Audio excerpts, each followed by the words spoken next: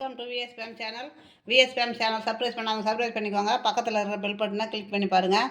இப்போ வந்து ரேஷன் அரிசி புழுங்கல் அரிசி எடுத்துருக்குறேன். ரேஷன் புழுங்கல் அரிசி வந்து ஒரு இந்த மாதிரி டம்ளர், இது வந்து 100ங்க. இந்த 100 டம்ளரெல்லாம் 2 டம்ளர் எடுத்துருக்குறேங்க. இந்த அளவு 2. அதால் தயிர் வந்து அதே 2 டம்ளர் தயிர் ஊற்றி ஊற வச்சுருக்குறேன். இப்போ தண்ணியெலாம் ஊற்றலைங்க, தயிர் ஊற்றி தான் ஊற வச்சுருக்குறேன் அந்த அரிசியை. இப்போ நம்ம இந்த அரிசி மாவு போண்டாவுக்கு இன்னும் இதை நல்லா கரகரன்னு அரைச்சிக்கணும். இந்த தயிர்லே, இந்த தயிர் இருக்குது பாருங்கள், தயிர்லேயே ஊற வச்சுருக்கிறேன். இது ஒரு 2-3 மணி நேரம் ஊறிடுது. இந்த தயிர்லேயே இதை அரைச்சிடணும். இதை அரைச்சிட்டு அதுக்கு 1 ஸ்பூன் கடலைப்பருப்பு ஊற வச்சுருக்கிறேன். இந்த கடலைப்பருப்பும் அது அரைக்கக்குள்ளே அதையும் போட்டு அரைச்சிக்கணும். இப்போ தேங்காய் ஒரு மூடி தேங்காயை திருவி வச்சுருக்கிறேன். அது காரத்துக்கு தகுந்த மாதிரி 4 மிளகா, காஞ்ச மிளகா, பெரிய ஜீரகம், பெருங்காயம், இப்போ கொத்தமல்லி, கறிவேப்பிலை. இது தாங்க இதுக்கு உப்பு. இதுதான் இந்த அரிசி போண்டா செய்கிறதுக்கு இது மட்டும்தான். நம்ம இந்த அரிசியை குறன்னு தான் அரைச்சிக்கணும், நைஸாக அரைச்சிக்கூடாதுங்க. இந்த தயிர் கூட சேர்த்து அரைக்கணும். ஏன் ஊற்றாமல் இந்த தயிரிலே அரைச்சிருக்கிறேன் பாருங்கள். இந்த மாதிரி கொஞ்சம் குறப்பாக இருக்கணும். இந்த மாதிரி இருக்கணும், குறப்பாக. ரொம்ப நைஸாகவும் இருக்கக்கூடாது, ரொம்ப மையாகவும் இருக்கக்கூடாது. அரிசி போண்டாவுக்கு அந்த தயிரிலே தான், தண்ணி ஊற்றி அரைக்கக்கூடாது. தயிரில் ஊறிச்சு அந்த தயிரிலே தான் அரைக்கணும்.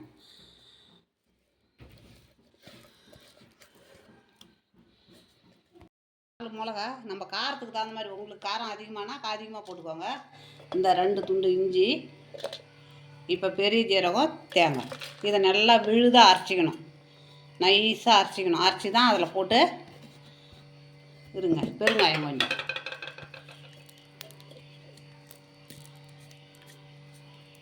பருப்பு அரைச்சி இது கூட அரைச்சி போட்டோம் பாருங்கள். இப்போது இதில் தேங்காய், பட்டை மிளகா, பெரிய ஜீரகம், சோம்பு, இஞ்சி, இதை நல்லா விழுதாக அரைச்சிக்கணும்.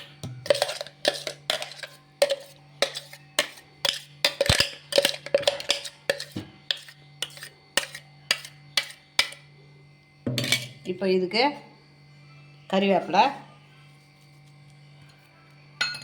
கொத்தமல்லி தழை.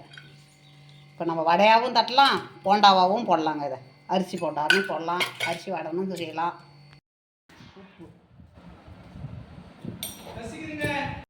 இப்போ நம்ம இதை எல்லாத்தையும் ஒன்று சேர பிசைஞ்சிக்கணும்.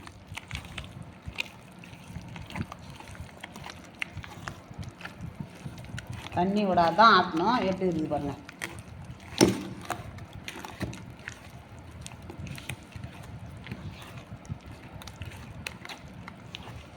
ஒரு கரண்டியாலையும் விட்டுக்கலாம், எடுத்து கையாலையும் போட்டுக்கலாங்க.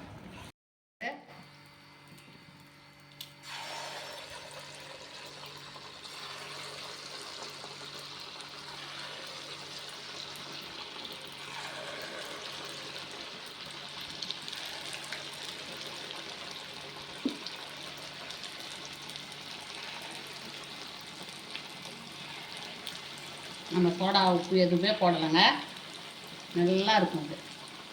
இதே சாயங்காலம் இது கூட ஒரு டீ, ஒரு காஃபி இருந்து சாப்பிட்டோம்னா சூப்பராக இருக்கும். இப்போ திருப்பிக்கலாங்க.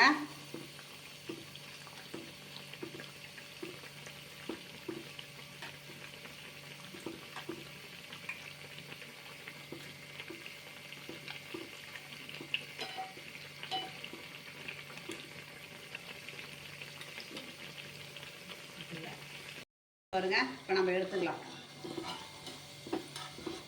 வடை நல்லா வெந்து போச்சு பாருங்க.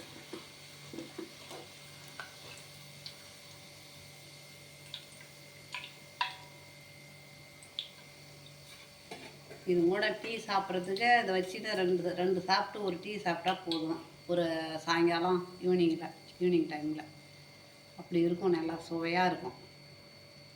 அரிசி மாவு வடையும் ரெடி பண்ணிக்கலாம், அரிசி மாவு போண்டாவும் ரெடி பண்ணிக்கலாங்க. இது மாதிரி போண்டானா இப்படி இருக்கும், வடைனா இப்படி இருக்கும். இது தாங்க போண்டா வடைக்கு வித்தியாசம்.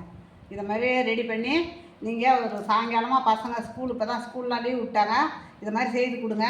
அவ்வளோ ஒரு நான் எப்படி இப்போ என்னென்ன சேர்த்தனோ அதெல்லாம் சேர்த்து செய்யுங்க. அவ்வளோ ஒரு கலக்கலாகவும் அட்டகாசமாகவும் இருக்குங்க. நீங்கள் இதேமாதிரி செய்து பாருங்கள். பிடிச்சிருந்ததுன்னா எனக்கு லைக் பண்ணுங்கள், கமெண்ட் பண்ணுங்கள், சப்ஸ்கிரைப் பண்ணுங்கள்.